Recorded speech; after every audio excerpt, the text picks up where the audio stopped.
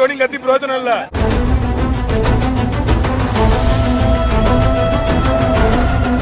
Cricketers எல்லா கிரிக்கெட்டருக்கும் ஃபேனா இருங்க. சிஎஸ்கே ஃபேன்ஸ் எல்லாரும் சிஎஸ்கே பிளேயர் சப்போர்ட் பண்ணுங்க.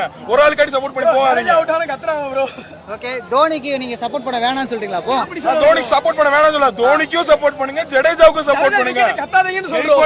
எல்லாத்துக்குமே சப்போர்ட் பண்ணுங்க. உங்க டீம் பிளேயர் தானே அவர் உங்க டீம் பிளேயர் தானே, அப்புறம் கத்துறீங்க. நாங்க ஆர்சிபில ஒவ்வொரு விக்கெட் போனப்போ ஃபீல் பண்ணோம் ப்ரோ.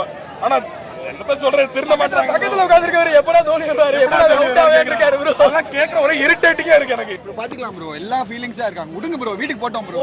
எல்லா ப்ரோ அடுத்த வருஷம் பாத்துக்கலாம். மனசு கஷ்டப்படுறாங்க ப்ரோ, விட்டுருங்க ப்ரோ. ஜெய்சன் போடாதீங்க ப்ரோ, வீட்டுக்கு போங்க. அடுத்த வருஷம் பாத்துக்கலாம் ப்ரோ. 11 மணிக்கு அடுத்த வருஷம் பாத்துக்கலாம். 11 மணிக்கு மேல மெட்ரோ இல்ல.